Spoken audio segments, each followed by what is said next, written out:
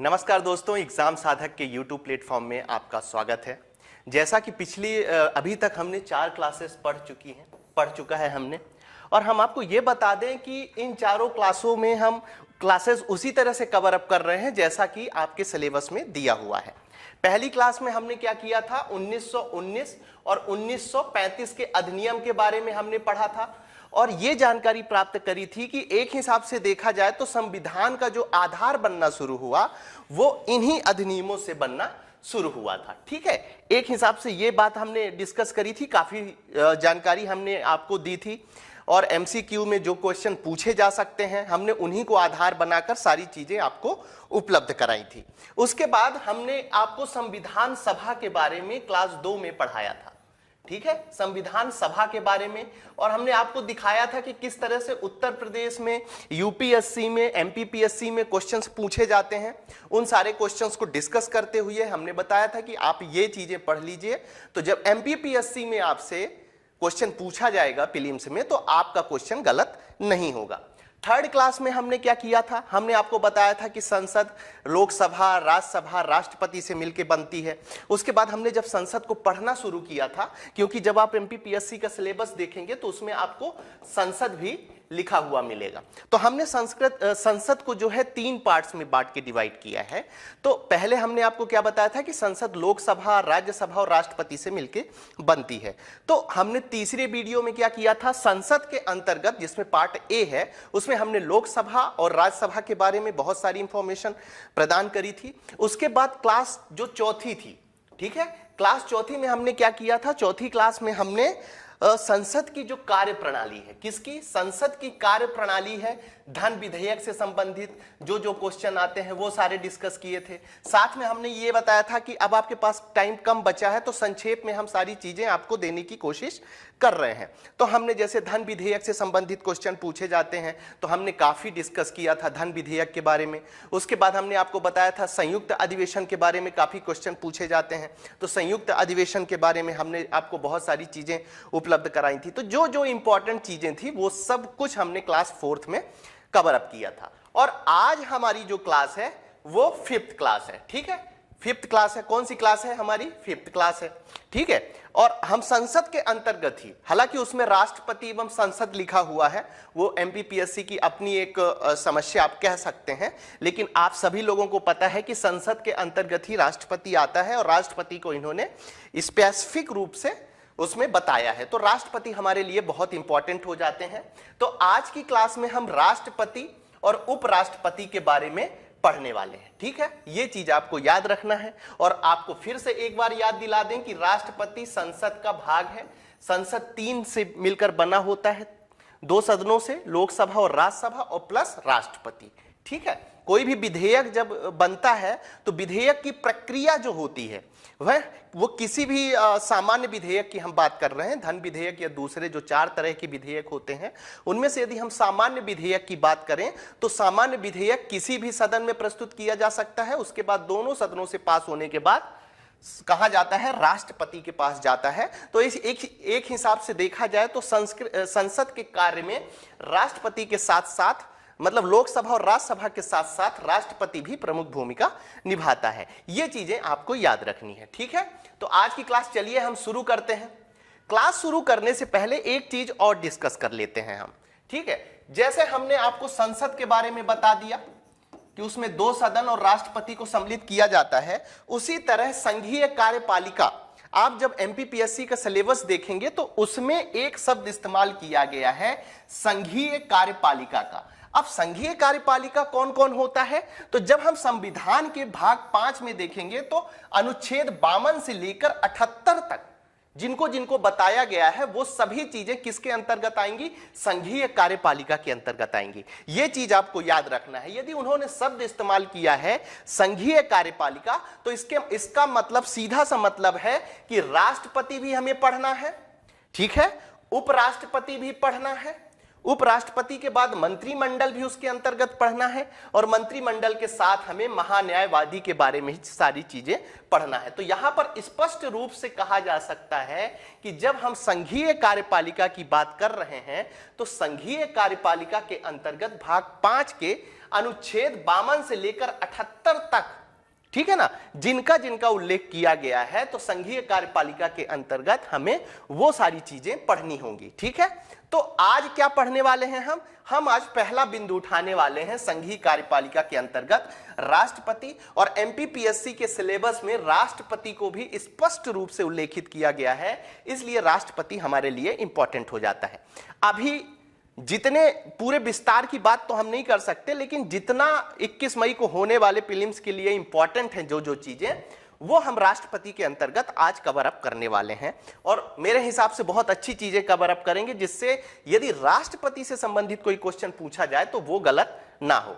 तो आज हम क्या पढ़ने वाले हैं, राष्ट्रपति के बारे में पढ़ने वाले हैं। ठीक है, इसके बारे में जो भी इंपॉर्टेंट इंफॉर्मेशन है वो हम आपको प्रदान करेंगे। सबसे पहले हम किससे शुरुआत करते हैं, हम शुरुआत करते हैं सामान्य परिचय से। ठीक है, किसके सामान्य परिचय से, राष्ट्रपति के। सबसे पहले तो ये देश का प्रथम नागरिक होता है। ठीक है, देश का प्रथम नागरिक होता है। जब भी एक चीज याद रखिएगा कि जब भी जनसंख्या गणना होती है हमारे भारत देश में, तो सबसे पहले राष्ट्रपति के परिवार के बारे में, जनसंख्या गणना से संबंधित जो जो इंफॉर्मेशन लेनी होती है, उसकी शुरुआत जो है कहां से होती है, तो राष्ट्रपति के यहां से ही होती है, राष्ट्रपति के माध्यम से ही होती है। इसलिए तो नहीं, वैसे भी बहुत सारे कार्यों में आप देखेंगे कि देश के प्रथम नागरिक के रूप में राष्ट्रपति को उल्लेखित किया जाता है। अंतरराष्ट्रीय जब रिलेशन बनाने होते हैं तब भी राष्ट्रपति ही भारत का रिप्रेजेंटेटिव होता है, ये बात आप याद रखिएगा। तो देश का प्रथम नागरिक यदि कभी आपसे पूछा जाए, वैसे आप लोगों को पता होगी, ये सामान्य सी बात है, लेकिन इतना याद रखना है आपको कि प्रथम नागरिक कौन होता है, तो राष्ट्रपति प्रथम नागरिक कहलाता है। उसके बाद अनुच्छेद 52 की बात कर लेते हैं। ठीक है, किसकी बात कर लेते हैं, अनुच्छेद 52 की बात कर लेते हैं। तो भारत का एक राष्ट्रपति होगा, ऐसा लिखा हुआ है अनुच्छेद 52 में। तो हो सकता है आपसे पूछ ले कि अनुच्छेद 52 में क्या उल्लेखित है, तो आपको याद रखना है कि भारत का एक राष्ट्रपति होगा, ये अनुच्छेद 52 में बताया गया है। 53 में क्या बोला गया है, अनुच्छेद 53 में कि संघ के समस्त कार्यपालिका शक्ति राष्ट्रपति पे निहित होगी। अब यहां पर एक चीज समझने वाली बात है कि कार्यपालिका शक्ति से मतलब क्या है। अभी जब हम थोड़ा सा पीछे जाके देखते हैं तो मैंने आपको एक चीज बताई थी। क्या बताई थी, मैंने आपको संघीय कार्यपालिका के बारे में बताया था। तो संघीय कार्यपालिका में कौन कौन आता था, राष्ट्रपति, उपराष्ट्रपति, मंत्रिमंडल और महान्यायवादी। अब 53 आर्टिकल जो है उसमें क्या बोला गया है कि संघ के समस्त कार्यपालिका शक्ति किसमें निहित होती है, किस पे निहित होती है, तो राष्ट्रपति पे निहित होती है। तो यहां पर पहला क्वेश्चन तो आपसे यही पूछा जा सकता है कि अनुच्छेद 53 में क्या उल्लेखित किया गया है। ठीक है, तो याद रखना है आपको अनुच्छेद कि संघ की समस्त कार्यपालिका शक्ति राष्ट्रपति पर निहित होती है। अब यहां पर थोड़ा सा आप ये समझ लीजिए कि कार्यपालिका शक्ति क्या होती है। कार्यपालिका शक्ति राष्ट्रपति पे निहित होती है, इसका मतलब यह है कि हमारी संसद के द्वारा जो भी काम किए जाएंगे, जैसे कोई अधिनियम बनाना होगा, कोई रूल्स रेगुलेशन बनाना होगा, भले ही वो प्रधानमंत्री और उसका मंत्रिमंडल काम करेगा उस पर, ठीक है, पूरी मंत्री परिषद काम करेगी, पूरी संसद काम करेगी, लेकिन जो अंतिम मोहर लगेगी वो किसकी लगेगी, राष्ट्रपति की लगेगी। ठीक है, वही हेड होता है। इसका मतलब क्यों है, मैंने पहले ही बोला है कि देश का प्रथम नागरिक कौन होता है, राष्ट्रपति होता है। तो जो पहली मोहर लगेगी, ठीक है, फाइनल मोहर लगेगी, वो किसकी लगेगी, राष्ट्रपति की। इसीलिए इसकी कार्यपालिका शक्ति जो है सारी, पूरे भारत में जो भी कार्यपालिका से संबंधित काम होंगे, अधिनियम बनाना या दूसरी नियुक्तियों से संबंधित है, बहुत सारी चीजें हैं, वो सारी चीजें किसमें है, राष्ट्रपति पर निहित है। और ये किसमें बोला गया है, तो अनुच्छेद 53 में ये चीज बोली गई है, आपको याद रखना है। ठीक है, चलिए अब आगे बढ़ते हैं और बात करते हैं अनुच्छेद 54 की। ठीक है, अब अनुच्छेद 54 क्यों इंपॉर्टेंट हो जाता है हमारे लिए, अनुच्छेद 54 इसलिए इंपॉर्टेंट हो जाता है कि एक निर्वाचक मंडल का इस पे बात की गई है। अब यहां पर आपसे एक क्वेश्चन पूछा जा सकता है, क्या पूछा जा सकता है कि भारत के जो राष्ट्रपति हैं उनके निर्वाचक मंडल का उल्लेख किस अनुच्छेद में किया गया है। क्या पूछा जा सकता है, एक बार फिर मैं आपको रिपीट करता हूं कि आपसे पूछा जा सकता है कि राष्ट्रपति का निर्वाचक मंडल, ठीक है ना, राष्ट्रपति का जो निर्वाचक मंडल होता है वो किस अनुच्छेद में उल्लेखित किया गया है। तो आपको याद रखना है अनुच्छेद 54 में। अब यहां पर निर्वाचक मंडल से मतलब क्या है, ठीक है, निर्वाचक मंडल, अब हमारे यहां जो इंग्लैंड का हेड होते हैं वहां पे रानी हेड होती हैं और हमारे यहां राष्ट्रपति हेड होते हैं। तो वहां पर क्या होता है कि हायरार्की रूप से दे दिया जाता है, रानी की बेटी इस तरह से वहां पे चलता है, ठीक है। और यहां पर क्या होता है, यहां लोकतांत्रिक राष्ट्र है तो यहां पर चुन के राष्ट्रपति को एक हिसाब से भले ही अप्रत्यक्ष रूप से चुन के बनाया जाता है, लेकिन राष्ट्रपति को चुन के बनाया जाता है, अप्रत्यक्ष रूप से इनका चुनाव होता है। अब जो अप्रत्यक्ष रूप से राष्ट्रपति का चुनाव होता है तो उसमें कौन से लोग वोटिंग करेंगे? क्या अप्रत्यक्ष रूप से जो राष्ट्रपति का चुनाव होता है उसमें कौन से लोग वोटिंग करेंगे? उन लोगों की वोटिंग करने वाले लोगों का एक मंडल बनता है, एक संगठन बनता है जो हमारे संविधान में उल्लेखित है और उसे ही क्या कहा जाता है? निर्वाचक मंडल कहलाता है, ठीक है। तो यहां पर आपको सीधी सी चीज याद रखना है कि जो प्रेसिडेंट ऑफ इंडिया के चुनाव में भाग लेने वाले व्यक्ति होते हैं उन्हीं का एक संगठन होता है, वो क्या कहलाता है? निर्वाचक मंडल कहलाता है। और निर्वाचक मंडल का उल्लेख किस अधिनियम में किया गया है, किस अनुच्छेद में किया गया है? तो अनुच्छेद 54 में किया गया है, यह आपको याद रखना है, ठीक है। अब निर्वाचक मंडल में कौन कौन होते हैं? बहुत विशेष बात है, बड़े ध्यान से सुनिएगा कि निर्वाचक मंडल में संसद के दोनों सदनों के निर्वाचित सदस्य और राज्य विधानसभाओं के निर्वाचित सदस्य, ठीक है। यहां पर ध्यान देने योग्य बात है कि जब भी स्टेटमेंट वाले कोई क्वेश्चन आ जाए, मैं आपको बता रहा हूं कि मैं सीधे जो फैक्चुअल क्वेश्चन पूछे जाते हैं उस पर तो मैं ध्यान दे ही रहा हूं, साथ में जो आज के समय पे जो स्टेटमेंट वाले क्वेश्चन बढ़े हैं उन पे किस हिसाब से एमपीपीएससी आपको धोखा देकर आपका क्वेश्चन गलत करा सकता है। तो मेरा जो प्रयास है वो यही है कि किसी भी तरह से क्वेश्चन पूछा जाए घुमा फिरा के, वो किसी भी तरीके से गलत ना हो, ठीक है ना। तो यहां पर क्या बोला गया है कि संसद के दोनों सदनों के निर्वाचित सदस्य, याद रखिएगा, संसद के निर्वाचित सदस्य, मनोनीत सदस्य राष्ट्रपति के मनोनीत सदस्य जो होते हैं वो राष्ट्रपति के चुनाव में भाग नहीं लेते हैं। मनोनीत आपको याद आ रहा होगा, जब मैं राज्यसभा की चर्चा कर रहा था तो राष्ट्रपति के द्वारा 12 सदस्य मनोनीत होते हैं। आंग्ल भाषा वाला 104 संविधान संशोधन के द्वारा उसे हटा दिया गया है। तो मनोनीत सदस्य जो हैं वो राष्ट्रपति के निर्वाचक मंडल में भाग नहीं लेते हैं। इसका मतलब यह है कि राष्ट्रपति का जब चुनाव होता है तो उसमें संसद का मतलब लोकसभा और राज्यसभा के निर्वाचित सदस्य भाग लेते हैं, एक बात याद रखना है। और इसके अलावा विधानसभाओं के निर्वाचित सदस्य भाग लेते हैं, ठीक है ना। विधान परिषदों के सदस्य भाग नहीं लेते हैं, दिमाग पर आपको बिठा लेना है। एक बार फिर से मैं रिपीट कर रहा हूं कि राष्ट्रपति का जो चुनाव होता है तो संसद के निर्वाचित सदस्य भाग लेते हैं और उसके साथ विधानसभाओं के निर्वाचित सदस्य आपका क्या है?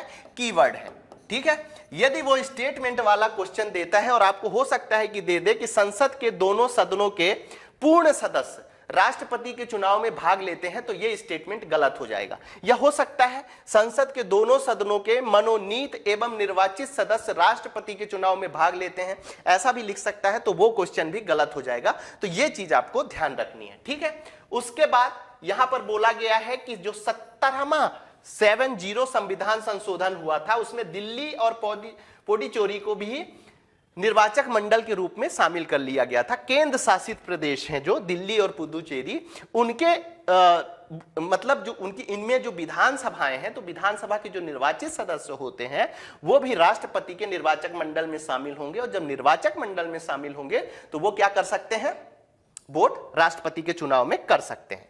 विशेष बात क्या है कि राष्ट्रपति के चुनाव में मनोनीत सदस्य विधान परिषद के सदस्य भाग नहीं लेते हैं। ये एक अलग चीज है, इसलिए इसको मैंने विशेष के रूप में याद रखा है। ये स्टेटमेंट, इस तरह का स्टेटमेंट भी हूबहू स्टेटमेंट आपसे पूछा जा सकता है कि राष्ट्रपति के चुनाव में मनोनीत सदस्य विधान परिषद के सदस्य भाग लेते हैं, ऐसा लिख सकता है। या हो सकता है वो लिख दे कि राष्ट्रपति के चुनाव में मनोनीत सदस्य विधान परिषद के सदस्य भाग नहीं लेते हैं। तो जब भाग लेते हैं लिखे तो वो क्वेश्चन गलत होगा, और जब लिखे कि भाग नहीं लेते हैं तो वो क्वेश्चन सही होगा। ये चीज आपको याद रखनी है, ठीक है।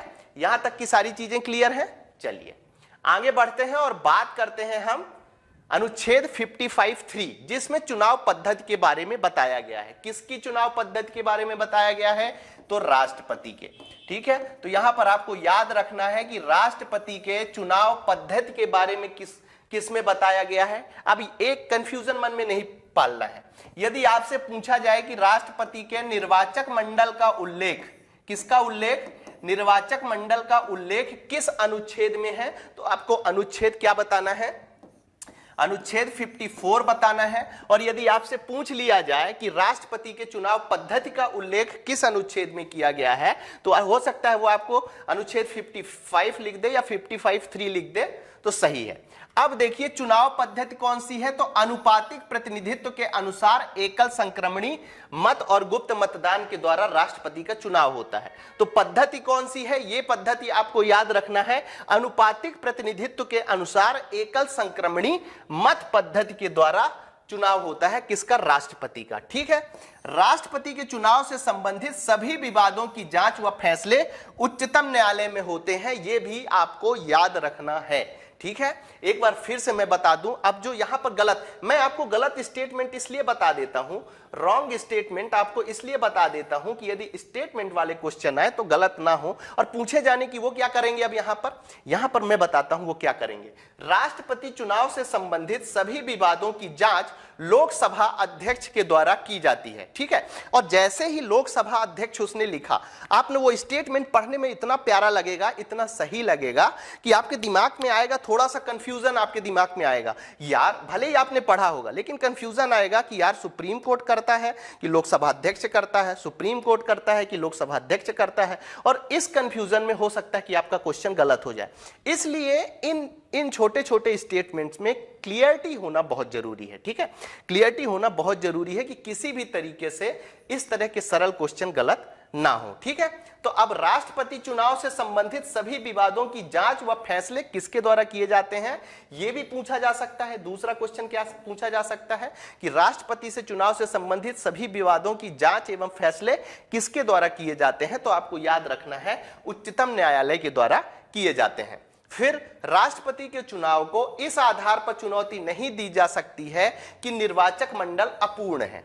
ठीक है, अब इसका यहां पर क्या मतलब है इस स्टेटमेंट का, इस स्टेटमेंट का मतलब यह है कि आप समझ लीजिए कि जैसे कोई भी राज्य है, किसी भी राज्य को ले लीजिए, अपने मध्य प्रदेश को ही ले लीजिए आप।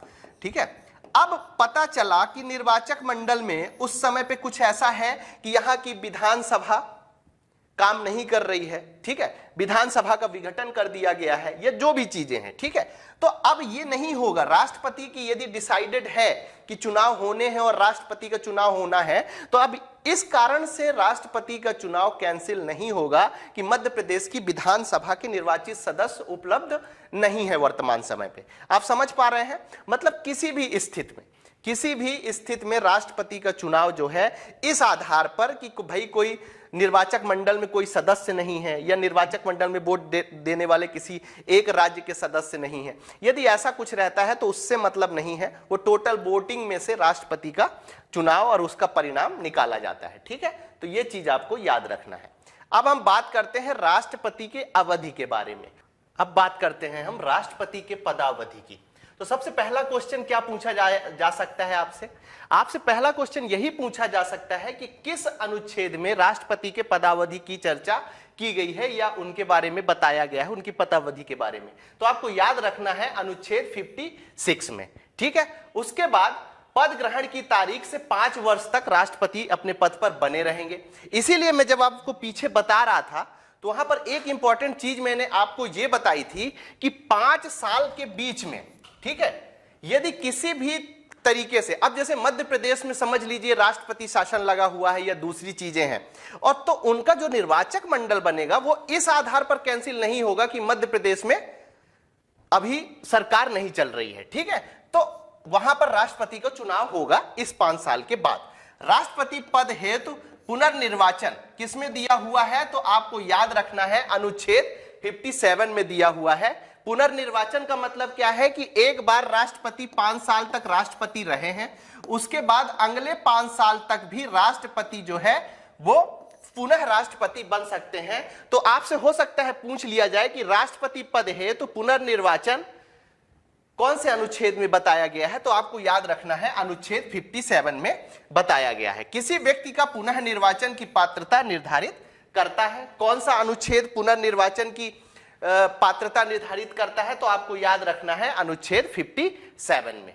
ठीक है, उसके बाद अनुच्छेद 58 की बात कर लेते हैं। अनुच्छेद 58 में क्या क्या बोला गया है? तो राष्ट्रपति के पद हेतु योग्यता कौन कौन सी है? तो यहां पर पहला क्वेश्चन क्या बन सकता है कि राष्ट्रपति के पद की योग्यता से संबंधित बातें किस अनुच्छेद में उल्लेखित की गई हैं? तो आपको याद रखना है अनुच्छेद 58 में उल्लेखित की गई हैं। ठीक है, ये चीज। अब ये जो चार चीजें मैं बता रहा हूं, ये चार चीजें बिल्कुल आपको रट्टा मार लेना है। ठीक है, रट्टा मार लेना है, क्योंकि राष्ट्रपति के पद की योग्यता से संबंधित क्वेश्चन ऐसा पूछा जा सकता है कि इनमें से राष्ट्रपति के पद की योग्यता नहीं है। ठीक है, इस तरह आप ट्रेंड में बहुत देखे होंगे कि इस समय पूरा स्टेटमेंट दे देता है, उसके बाद जब नहीं वाला क्वेश्चन पूछता है वो, तो थोड़ा सा लोगों को कंफ्यूजन होता है। कई स्टूडेंट्स ने ये बताया कि इस तरह के क्वेश्चन हमसे गलत हो जाते हैं। तो आपको उन्हीं चीजों से बचाने के लिए मैं इस तरह की चीजें बताता हूं, वहां पर हाईलाइट करता हूं कि ये चीजें आपको याद रखना है, कंफ्यूजन दिमाग पर किसी भी तरीके से नहीं पालना है। तो राष्ट्रपति के पद के हेतु योग्यता यदि बताई जाए कि किस अनुच्छेद में बताया गया है, तो 58 में बताया गया है। पहला क्वेश्चन ये हो गया। दूसरा मैंने आपको बता दिया कि हो सकता है पूछ ले कि इनमें से कौन सी योग्यता नहीं है, तो वो ये चारों योग्यता। पहला क्या है? भारत का नागरिक होना चाहिए। जो राष्ट्रपति बनने की योग्यता रखता है उसको भारत का नागरिक होना चाहिए। ऐसा नहीं है, यहां पर याद रखिएगा भारत का व्यक्ति और नागरिक में फर्क है। ठीक है, व्यक्ति कौन हो सकता है? हो सकता है कोई अमेरिका से आया हुआ व्यक्ति बहुत दिन से यहां पर रह रहे हैं। जब हम अभी फंडामेंटल राइट्स पढ़ेंगे तो फंडामेंटल राइट्स में हम आपको व्यक्ति और नागरिक के बीच में अंतर बताएंगे। कुछ फंडामेंटल राइट्स व्यक्तियों को प्रदान किया गया है, तो कुछ फंडामेंटल राइट्स केवल नागरिकों को प्रदान किया गया है। ठीक है, तो जैसे हम आप हो गए जिनका आधार कार्ड बनता है, राशन कार्ड बनता है, ठीक है, और हम भारत सरकार मतदान देते हैं। ठीक है, तो ये कौन कहलाते हैं? भारत के नागरिक कहलाते हैं। तो पहली बात क्या है कि राष्ट्रपति बनने के लिए उस व्यक्ति को क्या होना चाहिए? भारत का नागरिक होना चाहिए। तो यहां पर नागरिक और व्यक्ति याद रखिएगा। अब यहां पर व्यक्ति शब्द को मैं क्यों हाईलाइट किया हूं? व्यक्ति शब्द को मैंने इसलिए हाईलाइट किया है कि हो सकता है वहां पर लिख दे कि राष्ट्रपति बनने के लिए भारत का व्यक्ति होना आवश्यक है। क्या लिख सकता है वो भारत का व्यक्ति होना आवश्यक है। तो आपको याद रखना है कि व्यक्ति नहीं है बल्कि वहां पर नागरिक होना चाहिए। ठीक है, स्टेटमेंट वाले क्वेश्चन कैसे सही किए जा सकते हैं उसका अंतर बता रहा हूं। जहां पर कुछ शब्द हैं, जैसे जहां पर संसद है, ठीक है, तो हो सकता है जब वो आपको रॉन्ग स्टेटमेंट दे तो वहां पर क्या लिख दे? वो राष्ट्रपति लिख सकता है। ठीक है, और जहां पर राष्ट्रपति है हो सकता है वहां पर क्या लिख दे? वो आपका संसद लिख दे। तो ये दोनों चीजें याद रखनी है। उसके बाद 35 वर्ष की आयु पूर्ण कर चुका हो, यह भी इंपॉर्टेंट है। अब यहां पर क्या गलत स्टेटमेंट दे सकता है? वो हो सकता है वो जितना राज्यसभा के सदस्यों की बनने के लिए जरूरी है 30 साल, हो सकता है वो लिख दे कि 30 वर्ष की आयु पूर्ण कर चुका व्यक्ति ही राष्ट्रपति बन सकता है। तो ये दोनों चीजें आपके लिए इंपॉर्टेंट हो जाती है। उसके बाद वह लोकसभा का सदस्य निर्वाचित होने के लिए योग्यता रखता हो। अब यहां पर आपको याद रखना है, मैं यही बता देता हूं, यही चीजें क्लियर कर देता हूं कि हो सकता है वो लोकसभा की जगह क्या लिख दे? संसद लिख दे, तो स्टेटमेंट गलत हो जाएगा। क्योंकि मैं आपको कई बार बता चुका हूं कि संसद का मतलब क्या होता है? लोकसभा होता है, राज्यसभा होता है और राष्ट्रपति होता है। ठीक है, तो वह संसद का सदस्य निर्वाचित होने के लिए योग्यता रखता है, यह भी बोल सकता है। ठीक है, तो यहां पर आपको क्या याद रखना है कि वह संसद का नहीं होता है बल्कि वह लोकसभा का सदस्य निर्वाचित होने की योग्यता रखता है। तो ये तीसरी चीज हो गई। जहां जहां आपको गलत स्टेटमेंट दिए जा सकते हैं मैं वही चीजें इंडिकेट करता हूं। ठीक है, हो सकता है आपने पढ़ा तो बहुत बार होगा, लेकिन अब पढ़ना इस तरीके से शुरू करिए कि वहां पर रुक के आपको समझना है कि यार कहीं हो सकता है वो राज्यसभा का सदस्य निर्वाचित होना लिख दे, हो सकता है वो संसद का सदस्य निर्वाचित होने की योग्यता लिख दे, लेकिन यहां पर सही स्टेटमेंट क्या है कि वो लोकसभा का सदस्य निर्वाचित होने की योग्यता रखता है। उसके बाद लाभ के पद पर ना हो। लाभ के पद पर ना होने का मतलब क्या है कि वो किसी भी तरह से सरकार से प्रॉफिट ना कमा रहा हो। ठीक है, सरकार की पेमेंट ना ले रहा हो। ठीक है, यदि राष्ट्रपति बनना है तो पहले क्या होगा? उस लाभ के पद से उसको हटना होगा। अभी हम चर्चा आगे करेंगे। तो ये चार चीजें योग्यता पर आपको याद रखना है। कहां कहां पर वो आपको स्टेटमेंट गलत दे सकता है उसकी चर्चा मैंने यहां पर कर दी आपसे साथ, ठीक है। मैंने आपको बता दिया कि भारत का नागरिक होना चाहिए। यहां पर गलती से हो सकता है वो 30 वर्ष लिख दे, लेकिन 35 वर्ष सही है। यहां पर हो सकता है लोकसभा की जगह वो क्या लिख दे, संसद लिख दे कि संसद का सदस्य निर्वाचित होने की योग्यता रखता है। और चौथा, लाभ का पद पर उसे नहीं होना चाहिए, ठीक है। तो राष्ट्रपति के पद से संबंधित बातें क्लियर हो गई। अब विशेष बात है, क्या विशेष बातें हैं कुछ राष्ट्रपति के चुनाव से संबंधित, तो उनको याद रखना है। कभी हो सकता है कि पूछ ले, कहां पूछ सकता है, मैं बार बार बोल रहा हूं, स्टेटमेंट वाले सवालों में इस तरह के क्वेश्चन पूछे जाते हैं। और इतना कंपटीशन है आज के टाइम में कि एक भी क्वेश्चन को आप हल्के से नहीं ले सकते, याद रखिएगा, ठीक है ना। एक क्वेश्चन गलत करके आ रहे हैं तो या तो आप बाउंड्री में रहेंगे, और बाउंड्री में रहेंगे तो उसका सबसे बड़ा नुकसान क्या होगा कि जब तक एमपीपीएससी प्रीलिम्स का, मेंस का मतलब प्रीलिम्स का रिजल्ट नहीं आएगा तब तक आप मेंस की तैयारी नहीं शुरू करोगे, ठीक है। वो इधर उधर लगा ही रहता है, कोई कितना भी चाह ले।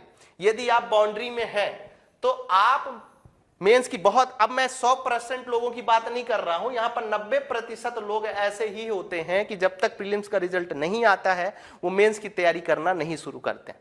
और यदि आप बॉर्डर से ऊपर हो, काफी अच्छे नंबर आपने लाया है प्रीलिम्स में, तो बेझिझक आप तैयारी शुरू कर देते हो, टेस्ट सीरीज लगा लेते हो। आप देखना, मैं यदि गलत बोल रहा हूं तो आप देखना कि जिस कोचिंग में टेस्ट सीरीज होती हैं वहां पर संख्या कब ज्यादा बढ़ती है, ठीक है।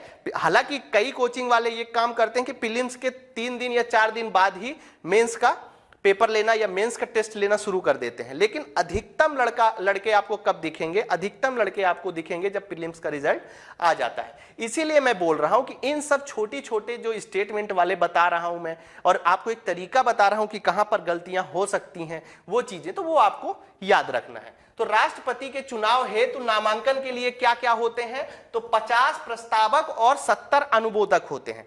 अब यहां पर रॉन्ग स्टेटमेंट आपको क्या दे सकता है, वो रॉन्ग स्टेटमेंट क्या दे सकता है, तो रॉन्ग स्टेटमेंट आपको दे सकता है कि राष्ट्रपति के चुनाव हेतु नामांकन के 70 प्रस्तावक और 70 अनुमोदक होते हैं, ठीक है। आप समझ रहे हैं, ये जो संख्या लिखी है वो संख्या को गलत कर सकते हैं, इसलिए आपको एग्जैक्ट संख्या पता होना चाहिए कि राष्ट्रपति के चुनाव हेतु नामांकन के लिए 50 प्रस्तावक और 50 अनुमोदक की आवश्यक होती है। गलती से यहां पर यदि 70 प्रस्तावक उसने लिख दिया तो यह स्टेटमेंट गलत माना जाएगा, ठीक है। उसके बाद जमानत राशि की बात कर लेते हैं, तो 15,000 रुपए जमानत राशि होती है। और कब देना पड़ता है, तो उम्मीदवार कुल डाले गए मतों के 1/6 भाग प्राप्त करने में असमर्थ रहता है तो यह राशि जब्त हो जाती है। अब यहां पर दूसरा क्वेश्चन यह बन जाता है कि राष्ट्रपति की जमानत राशि कितने में जब्त हो जाती है, तो आपको याद रखना है कि कुल मत जो पड़ेंगे उसके 1/6 भाग को यदि पाने में वो कैंडिडेट, मतलब जो राष्ट्रपति का चुनाव लड़ रहा है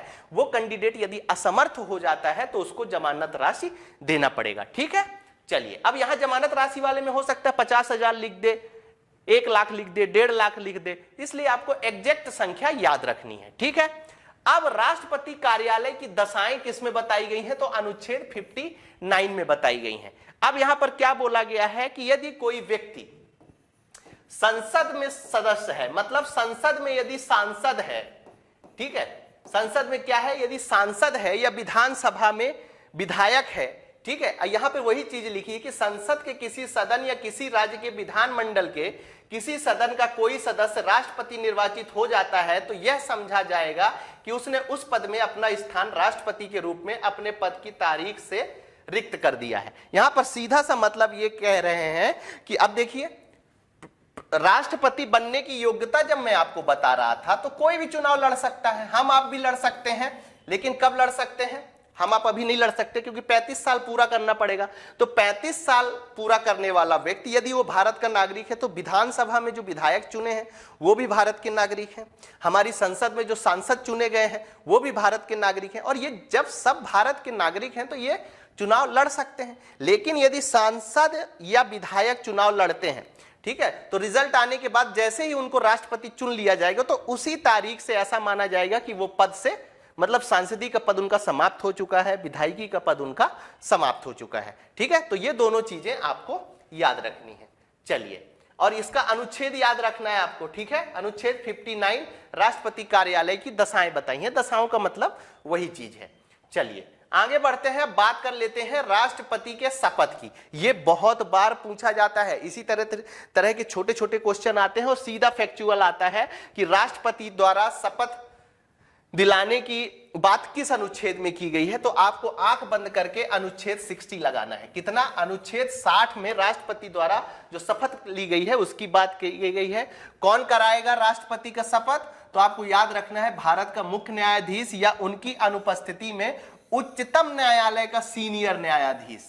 याद रखना है स्टेटमेंट पर। अब यहां पर क्या बोल सकता है?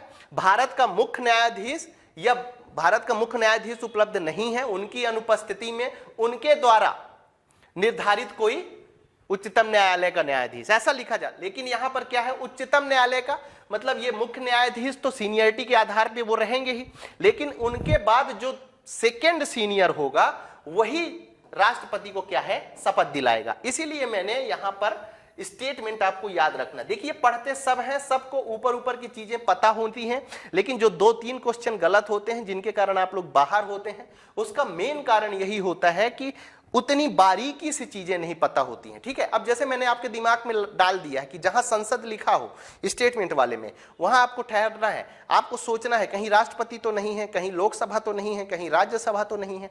ऐसे स्टेटमेंट जब आप फिट करके देखना शुरू कर देंगे ना, अभी जैसे आप कहीं भी टेस्ट सीरीज कर रहे हैं या कुछ भी कर रहे हैं, तो प्रैक्टिस आपको ऐसे ही करना है।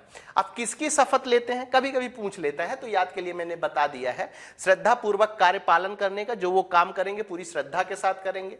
संविधान और विधि का परिरक्षण, संरक्षण और प्रतिरक्षण, ये तीनों शब्द हैं, इनको इस्तेमाल करना है, इनको याद रखना है। जनता की सेवा और कल्याण के लिए ये सारी चीजें राष्ट्रपति के द्वारा शपथ की जाती हैं। ठीक है, चलिए अब आगे बढ़ते हैं। अब यहां पर फिर से वही, यदि सामान्य क्वेश्चन और फैक्चुअल क्वेश्चन आता है जो आप लोग हमेशा रट लेते हैं, और अच्छी चीज है, रटनी भी चाहिए ऐसी चीजें। राष्ट्रपति का महाभियोग किस अनुच्छेद में बताया गया है? तो अनुच्छेद 61 में बताया गया है। ये चीज आपको याद रखनी है। ठीक है, अब थोड़ा सा महाभियोग की ज्यादा डीपली जाके तो चीजें नहीं समझनी है, लेकिन ऊपर ऊपर की चीजें मैं आपके साथ डिस्कस कर लेता हूं। कैसे? आधार क्या होना चाहिए महाभियोग का? तो संविधान का उल्लंघन होने पर। ठीक है, संविधान का एक ही आधार है। एक चीज याद रखिएगा, संविधान पर राष्ट्रपति पर जब महाभियोग चलाया जाता है तो राष्ट्रपति पर महाभियोग चलाने का केवल एक ही आधार है। और कौन सा आधार है? संविधान का उल्लंघन होने पर ही। याद कर लीजिए, दिमाग में किसी भी तरह से यदि आपको बिठाना है बिठा लीजिए, क्योंकि राष्ट्रपति पर महाभियोग चलाने का केवल एक ही आधार है, और वो आधार है जब संविधान का उल्लंघन होगा तभी राष्ट्रपति पर महाभियोग चलाया जा सकता है। यदि प्रारंभ की बात करें तो संसद में 2 सदन होते हैं, लोकसभा और राज्यसभा। तो महाभियोग की प्रक्रिया जो राष्ट्रपति के लिए चलाई जा रही है वो किसी भी सदन, मतलब लोकसभा से भी शुरू की जा सकती है। ठीक है, लोकसभा से भी शुरू की जा सकती है और राज्यसभा से भी शुरू की जा सकती है। ठीक है, तो ये दोनों चीजें आपको याद रखना है। आरोप क्या है? जो सदन आरोप लगाता है उसके 1/4 सदस्यों के हस्ताक्षर होने चाहिए और राष्ट्रपति को सौंपते हैं। जो सदन आरोप लगाता है, जैसे लोकसभा के सदस्य ये बोलते हैं कि राष्ट्रपति के द्वारा संविधान का उल्लंघन किया गया है, तो इस आधार पर हम राष्ट्रपति के महाभियोग का प्रस्ताव प्रस्तुत करते हैं। तो उस प्रस्ताव में यदि लोकसभा में प्रस्तुत हो रहा है तो 1/4 सदस्य उस पर हस्ताक्षर करेंगे। यदि राज्यसभा में प्रस्तुत हो रहा है तो राज्यसभा के 1/4 सदस्य उसमें हस्ताक्षर करेंगे। ये क्या है? प्रक्रिया को शुरू करने की एक तरीका है। और 14 दिन पहले जो है राष्ट्रपति को नोटिस हो जाएगी कि साहब आप पर महाभियोग चलाया जा रहा है। ये इंपॉर्टेंट चीज है। ये 14 दिन हो सकता है आपसे पूछ ले, यहां पर 30 दिन दे दें। ठीक है, अब स्टेटमेंट में क्या लिख सकते हैं? राष्ट्रपति को 14 दिन का नोटिस देना चाहिए महाभियोग के पहले। नहीं, यहां पर क्या याद रखना है आपको? 14 दिन के अंदर। ठीक है, फिर महाभियोग प्रस्ताव 2/3 बहुमत से पारित होने के पश्चात यह दूसरे सदन में, जिस सदन में प्रस्तुत किया गया है, ठीक है, 1/4 लोगों ने किया, फिर क्या हो गया? 2/3 बहुमत से वहां से उसको पास होना चाहिए। और जब वो पास हो जाता है और आरोपों की जांच होती है, ठीक है, पास कहां से होता है? अब जिसने बोला है, जिस सदन ने, अब समझ लीजिए कि लोकसभा ने आपसे बोला है, ठीक है, मतलब लोकसभा के सदन ने बोला है कि राष्ट्रपति पर महाभियोग चलाना चाहिए, तो उसमें 1/4 सदन जो है, 1/4 सदस्य जो है उस पर हस्ताक्षर करेंगे। ठीक है, उसके बाद क्या होगा?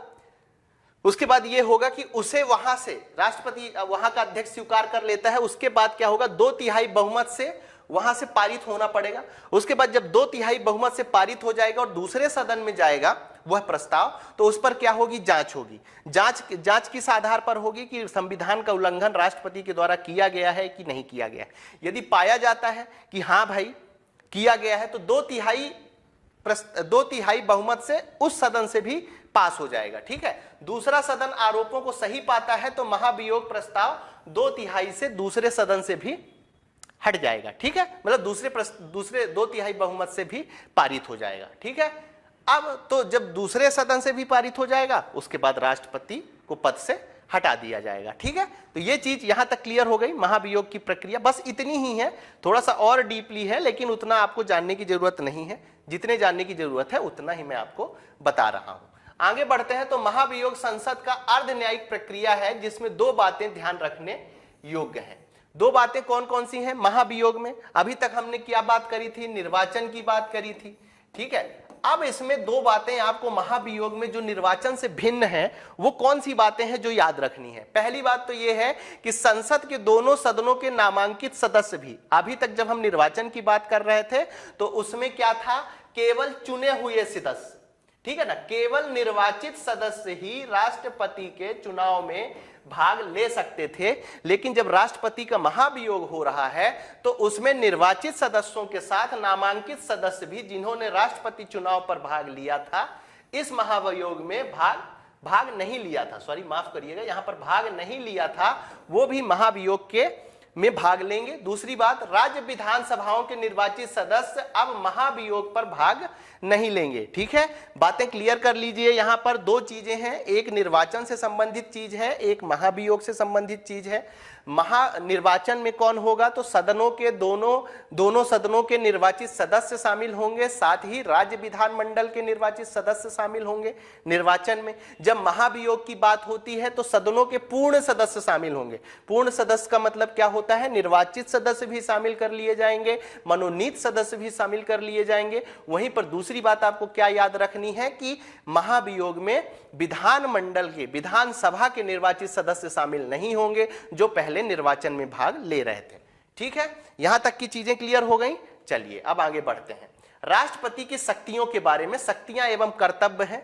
ठीक है, कुछ इनसे जल्दी समझ लेते हैं कि कौन सी कार्यकारी शक्ति के अंतर्गत आता है, कौन सी आपातकालीन शक्ति के अंतर्गत आता है, ये सारी चीजें हम समझ लेते हैं। तो कार्यकारी शक्ति का मतलब क्या होता है कि शासन संबंधी, सभी शासन संबंधी कार्य किसके नाम पर होंगे, तो आपको याद रखना है, मैंने पहले भी बताया है, आर्टिकल 53 आपको याद होगा, राष्ट्रपति के नाम से होंगे। प्रधानमंत्री, अन्य मंत्रियों की नियुक्ति, ये इसके कार्यकारी शक्ति के अंतर्गत आते हैं और प्रसाद पर्यंत उनको नियुक्त कर सकता है। दूसरी बात, महान्यायवादी की नियुक्ति, उसके वेतन निर्धारित करना, ये किसका काम होता है, तो राष्ट्रपति की कार्यकारी शक्ति के अंतर्गत इसे शामिल किया जाता है। कैग, मुख्य चुनाव आयुक्त, अन्य चुनाव आयुक्त, संघ लोक सेवा आयोग के अध्यक्ष, सदस्य, राज्य के राज्यपालों, वित्त आयोग से संबंधित अध्यक्ष, आज सभी की नियुक्ति कार्यकारी शक्ति के अंतर्गत आती है। किसकी कार्यकारी शक्ति है ये, तो राष्ट्रपति की कार्यकारी शक्ति है, ये आपको याद रखना है। अब विधायी शक्ति की बात कर लेते हैं। विधायी शक्ति का मतलब कानून बनाने से संबंधित, तो संसद की बैठक, यहां पर बुला सकता है। ठीक है, संसद की बैठक बुला सकता है, लोकसभा को विघटित कर सकता है, संयुक्त अधिवेशन का आह्वान कर सकता है। ये सारी चीजें किसके अंतर्गत आती हैं, तो राष्ट्रपति के विधायी शक्तियों के अंतर्गत आती हैं। विशेष प्रकार के विधेयकों को प्रस्तुत करने के लिए राष्ट्रपति की सिफारिश लगती है। अब वो विधेयक कैसे, कौन कौन से हैं, तो भारत की संचित निधि से खर्च संबंधी जो विधेयक प्रस्तुत करना होता है उसमें राष्ट्रपति की पूर्व अनुमति की आवश्यकता होती है।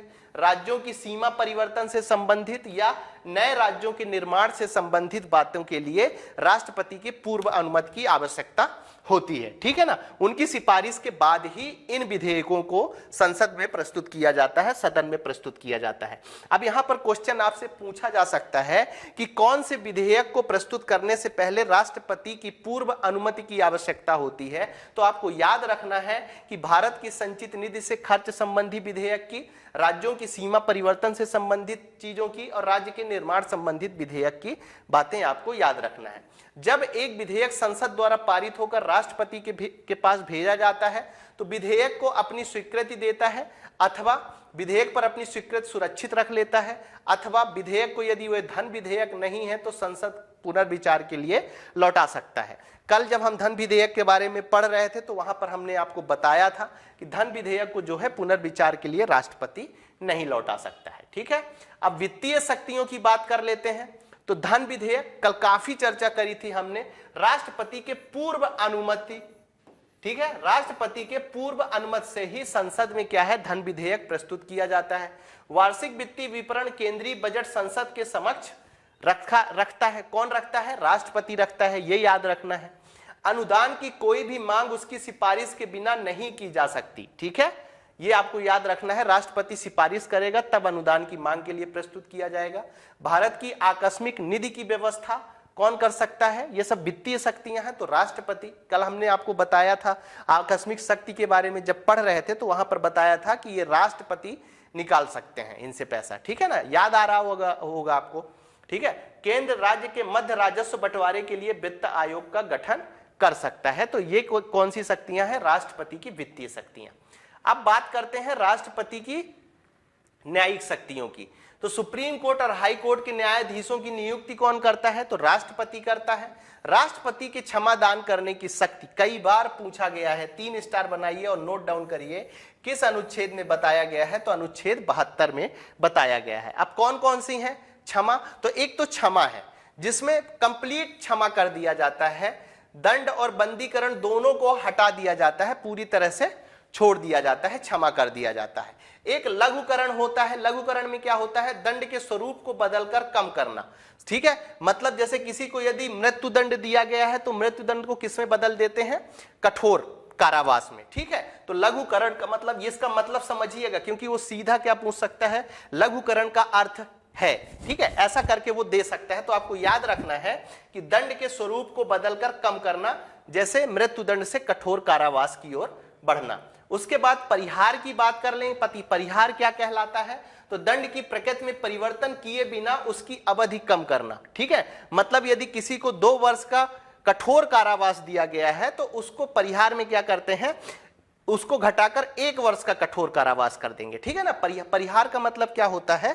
परिहार में यह होता है कि जो दंड की प्रकृति परिवर्तित नहीं की जाती। यदि उसे कठोर कारावास दिया जाता है तो उसे कठोर कारावास ही दिया जाएगा, लेकिन पहले यदि 2 वर्ष का कठोर कारावास दिया गया था तो उस 2 वर्ष को घटाकर 1 वर्ष का कठोर कारावास कर देंगे। ठीक है, ये याद रखना है। विराम में क्या याद रखना है कि किसी दोषी को मूल रूप से दी गई सजा को किसी विशेष परिस्थिति में कम करना। विराम का मतलब किसी विशेष परिस्थिति में। अब कैसे, कोई मान लीजिए कि जेल में कोई ऐसी बंद है महिला जो गर्भावस्था में है, ठीक है ना, तो हो सकता है उनको उसमें कुछ छूट दे सकती हैं। ठीक है, कम कर सकते हैं उसकी। प्रविलंबन क्या होता है? किसी दंड विशेषकर मृत्यु दंड पर अस्थायी रोक लगाना। ठीक है, ये अधिकतर आपको देखा जाएगा कि अपील की जाती है जिनको मृत्यु दंड दिया जाता है उसके लिए कि भाई कुछ समय के लिए रोक दिया जाए जो मृत्यु दंड दिया गया है। ठीक है, चलिए अब बात करते हैं कूटनीतिक शक्तियों की। ठीक है, अंतरराष्ट्रीय एवं संधि समझौते राष्ट्रपति के नाम पर किए जाते हैं, हालांकि संसद की अनुमति आवश्यक होती है। ठीक है ना, तो कोई भी कूटनीतिक शक्तियां सारी किसके पास होती हैं? राष्ट्रपति के। ये मैंने आपको पहले भी बताया है कि किसी राष्ट्र के साथ, किसी अन्य राष्ट्र के साथ जो समझौते होते हैं उन सारी चीजों पर क्या होती है? राष्ट्रपति की अनुमति आवश्यक होती है। फिर सैन्य शक्तियां, सैन्य बलों का सर्वोच्च सेनापति कौन होता है? इसी तरह का स्टेटमेंट दे सकता है या पूछ सकता है। तो आपको क्या याद रखना है कि राष्ट्रपति जो होता है, सैन्य बलों का सर्वोच्च सेनापति कौन होता है? तो राष्ट्रपति होता है। ये चीज आपको याद रखना है। युद्ध समाप्ति की घोषणा करता है किंतु संसद की अनुमति से। किसी देश के साथ यदि युद्ध हो रहा है तो युद्ध समाप्त होने की घोषणा किसके द्वारा की जाती है? तो राष्ट्रपति के द्वारा की जाती है। ये सैन्य शक्तियां हैं। इतना इंपॉर्टेंट तो नहीं है ये, लेकिन फिर भी आपको याद रखना इंपॉर्टेंट हो जाता है। आपातकालीन शक्तियों की बात करें तो राष्ट्रीय आपातकाल, 352 में अनुच्छेद, जब कभी राष्ट्रपति आपातकाल की चर्चा करेंगे, क्योंकि मैं आपको बता रहा हूं कि कम समय में हम आपको मैक्सिमम चीजें देने की कोशिश कर रहे हैं। तो राष्ट्रपति आपातकाल की यदि बात की जाए तो अनुच्छेद 352 में बताया गया है। राष्ट्रपति शासन की चर्चा किसमें की गई है? ये सारी शक्तियां किसके पास है? राष्ट्रपति के पास, 356 और 365 में। अब वित्तीय आपातकाल की बात किसमें की गई है? तो 360 में की गई है। तो ये तीनों अनुच्छेद आपको याद रखना है। आपातकालीन संबंधी शक्तियां किसके पास है? तो राष्ट्रपति के पास है। ठीक है। अब राष्ट्रपति को अध्यादेश जारी करने की शक्ति संविधान के अनुच्छेद 123 के तहत प्रदान की गई है। संसद के सत्रावसान की अवधि में अध्यादेश जारी किया जाता है। संसद का काम क्या होता है? विधि बनाना। ठीक है। और यदि संसद नहीं है उस टाइम पे, तो राष्ट्रपति को यह अधिकार दिया गया है अनुच्छेद 123 के तहत कि वो संसद के ना होने पर विधि बना सकते हैं। ठीक है। उसे ही कहा जाता है अध्यादेश जारी कर सकते हैं।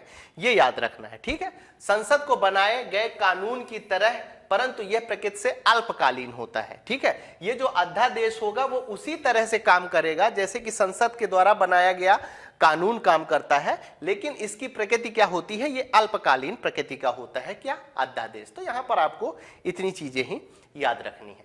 चलिए आगे बढ़ते हैं और राष्ट्रपति के बारे में कुछ अन्य महत्वपूर्ण चर्चाएं कर लेते हैं। जैसे अनुच्छेद 86, संसद के दोनों सदनों में अभिभाषण का और उनको संदेश भेजने का राष्ट्रपति को अधिकार दिया गया है। किस अनुच्छेद के अंतर्गत दिया गया है? तो अनुच्छेद 86 के अंतर्गत संसद के सदनों में अभिभाषण का और उनको संदेश भेजने का राष्ट्रपति को अधिकार दिया गया है। अनुच्छेद 87 की बात करें, ये थोड़े से अनुच्छेद इंपॉर्टेंट थे, तो इनके बारे में थोड़ी सी इंफॉर्मेशन आपके पास होनी चाहिए। अनुच्छेद 87 में बोलता है आम चुनाव के बाद प्रथम सत्र में संसद के दोनों सदनों में अभिभाषण।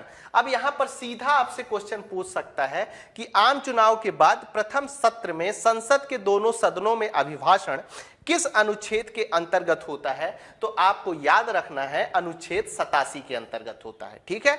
अनुच्छेद 86 में संसद के दोनों सदनों में अभिभाषण पूछा जा सकता है कि संसद के सदनों में अभिभाषण संबंधित प्रावधान किस अनुच्छेद में रखा गया है? तो आपको याद रखना है अनुच्छेद 86 में रखा गया है। ठीक है। उनको संदेश भेजने का राष्ट्रपति का अधिकार किसको? दोनों सदनों को, संसद के दोनों सदनों को अभिभाषण के लिए संदेश भेजने का अधिकार किस में बताया गया है? तो अनुच्छेद 86 में बताया गया है। अनुच्छेद 108 कल भी हमने कल की क्लास में भी काफी चर्चा की थी कि दोनों सदनों का संयुक्त अधिवेशन बुलाने का अधिकार किसे दिया गया है? तो राष्ट्रपति को दिया गया है। यह अनुच्छेद इंपॉर्टेंट है, इसलिए मैं आपसे रिक्वेस्ट करूंगा कि इसे आप याद रखिए। अनुच्छेद 53(2) में क्या बोला गया है कि राष्ट्रपति तीनों सेनाओं का प्रधान सेनापति होता है।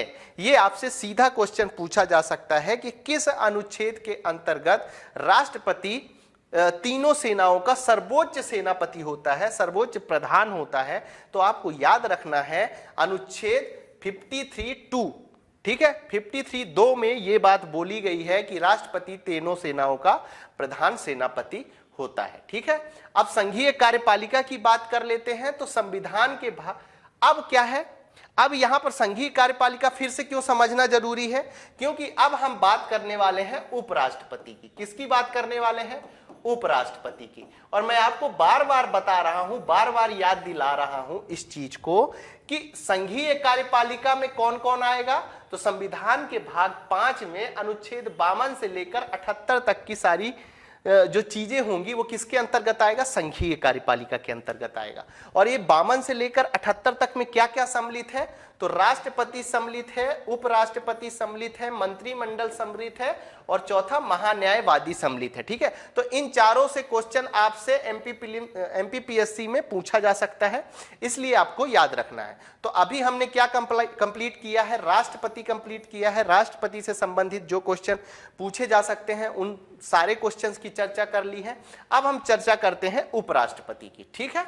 उपराष्ट्रपति में ज्यादा इंफॉर्मेशन रखने की जरूरत नहीं है। उपराष्ट्रपति से क्वेश्चंस भी कम आते हैं, लेकिन जितनी जरूरी चीजें हैं वो हम डिस्कस कर लेते हैं। ठीक है। उपराष्ट्रपति सामान्य परिचय की यदि बात करें तो भारत में उपराष्ट्रपति का पद अमेरिका के उपराष्ट्रपति के तर्ज पर है। ये देखिए, ये पूरा स्टेटमेंट लिखा हुआ है। मैं आपको बता रहा हूं कि जो आपके क्वेश्चन स्टेटमेंट वाले और खासकर राज्य व्यवस्था में मतलब भारतीय संविधान एवं शासन प्रणाली से संबंधित जो क्वेश्चन पूछे जा रहे हैं उसमें स्टेटमेंट वाले क्वेश्चन जरूर पूछे जा रहे हैं। आप पिछले 1-2 साल के पेपर उठा के देख सकते हैं, ठीक है। और स्टेटमेंट इतने आसान नहीं दिए जा रहे हैं, याद रखिएगा, बड़े टफ स्टेटमेंट दिए जा रहे हैं और वो क्वेश्चन आपके गलत भी नहीं होने चाहिए, ठीक है। तो भारत में उपराष्ट्रपति का पद अमेरिका के उपराष्ट्रपति के तर्ज पर बनाया गया है। उसके बाद अनुच्छेद 63 पर भारत के एक उपराष्ट्रपति होगा ऐसा बोला गया है, ठीक है। उसके बाद अनुच्छेद 64 में क्या बोला गया है कि उपराष्ट्रपति राज्यसभा का पदेन सभापति होता है। बहुत इंपॉर्टेंट है, 3 स्टार बनाइए और नोट डाउन करिए। ऐसा इसमें अब 2 क्वेश्चन पूछे जा सकते हैं। उपराष्ट्रपति किस सदन का पदेन सभापति होता है? तो आपको याद रखना है यहां पे राज्य है, ठीक है। उपराष्ट्रपति राज्यसभा का पदेन सभापति होता है, पहला क्वेश्चन तो ये बन जाएगा। दूसरा क्वेश्चन पूछा जा सकता है कि उपराष्ट्रपति राज्यसभा का पदेन सभापति होता है, इसका उल्लेख किस अनुच्छेद में किया गया है? तो आपको याद रखना है अनुच्छेद 64 में इसका उल्लेख किया गया है कि उपराष्ट्रपति राज्यसभा का पदेन सभापति होता है, ठीक है। अनुच्छेद 65 में क्या बोला गया है कि जब राष्ट्रपति के तत्वों का निर्वहन करता है, अपने कर्तव्यों का है, ये तत्वों का नहीं है, ठीक है, माफ करिएगा, थोड़ा सा टाइपिंग मिस्टेक है, उसको याद रखना है कि जब राष्ट्रपति कर्तव्यों का निर्वहन करता है तो राज्यसभा के सभापति के पद पर वो अपने कर्तव्य पर काम नहीं करेगा। इस चीज को याद रखना है। कल हमने इसके बारे में काफी डिस्कस किया था, आपको कमेंट बॉक्स में बताना है कि जब उपराष्ट्रपति राष्ट्रपति का काम करता है तो क्या उसे सभापति का वेतन भत्ते प्रदान किए जाते हैं, ये आपको बताना है, ठीक है, कमेंट बॉक्स में। कल की क्लास में मैंने डिस्कस किया था, जिसने अच्छे से पढ़ा होगा उसको पता होगा ये चीज।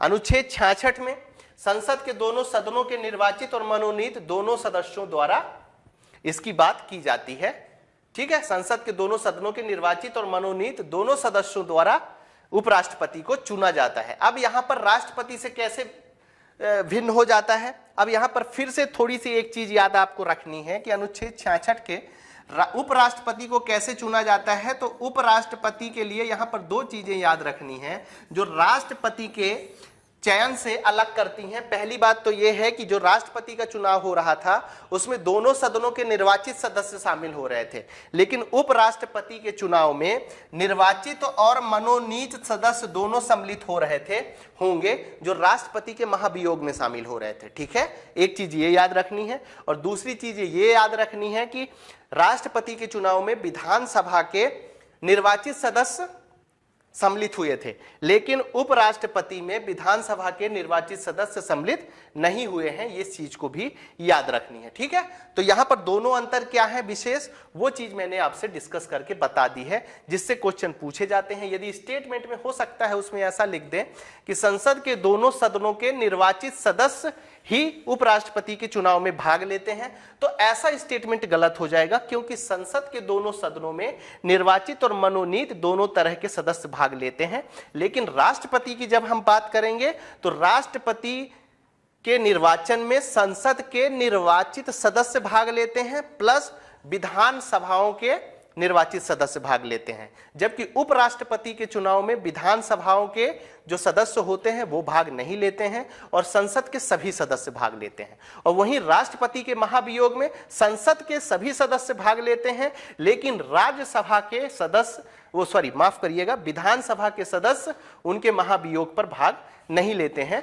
ये चीज आपको याद रखनी है। यहां पर किसी भी तरह का कंफ्यूजन मन में नहीं पालना है। बहुत लोग कंफ्यूज्ड रहते हैं और क्वेश्चन गलत करके आते हैं, ठीक है। अब योग्यता की बात कर लेते हैं। तो राष्ट्रपति के लिए भी और उपराष्ट्रपति के लिए भी 35 वर्ष की उम्र चाहिए, मैंने आपको बताया था। यहां पर वहां पर लोकसभा सदस्य निर्वाचित होने के लिए जो योग्यता होती है वो उपराष्ट्रपति बनने के लिए चाहिए, जबकि जब राष्ट्रपति बनना होता है तो यहां पर राज्यसभा की जगह क्या कर देता है, लोकसभा के सदस्य निर्वाचित होने के लिए जो योग्यता होनी चाहिए वो योग्यता होना जरूरी होता है। किसके लिए जरूरी होता है? लोकसभा लोकसभा की योग्यता किसके लिए होना जरूरी होता है? राष्ट्रपति के लिए। और राज्यसभा सदस्य की योग्यता किसके लिए होना जरूरी होता है? उपराष्ट्रपति के लिए। ठीक है, अब यदि स्टेटमेंट वाला क्वेश्चन पूछा जाएगा तो हो सकता है यहां पर लोकसभा सदस्य लिख दे, हो सकता है यहां पर संसद लिख दे, तो आपको मन में कंफ्यूजन किसी भी तरीके का नहीं पालना है। ठीक है, इस तरह के गलत स्टेटमेंटों से आपको बचना है। ठीक है, स्टेटमेंट से। उपराष्ट्रपति को उपराष्ट्रपति पद हेतु वेतन नहीं मिलता, बल्कि राज्यसभा के सभापति के रूप में वेतन मिलता है। अब यहां पर एक इंपॉर्टेंट बात जो मैं आपसे बताना चाहता हूं कि उपराष्ट्रपति को उपराष्ट्रपति पद हेतु वेतन नहीं मिलता है, बल्कि राज्यसभा के सभापति के रूप में वेतन मिलता है। लेकिन जब उपराष्ट्रपति जब उपराष्ट्रपति राष्ट्रपति के लिए कार्य करता है, राष्ट्रपति के लिए काम करता है, तो उस समय पर वेतन और भत्ते राष्ट्रपति के जो राष्ट्रपति वाले होते हैं वो प्रदान किए जाते हैं। ठीक है, अब अगली क्लास में हम क्या पढ़ने वाले हैं? केंद्रीय मंत्री परिषद के बारे में हम आपको बहुत सारी जानकारी देने वाले हैं जिससे संबंधित क्वेश्चन पूछे जाते हैं। तो हम विस्तार से केंद्रीय मंत्री परिषद की बात करेंगे। ठीक है, बहुत सारी चीजें आपको समझ में आएंगी और आपके क्वेश्चन प्रीलिम्स में गलत भी नहीं होंगे। आज का वीडियो यदि आपको अच्छा लग रहा है तो आप उसे लाइक कर सकते हैं, जिन्होंने सब्सक्राइब नहीं किया वो सब्सक्राइब कर सकते हैं।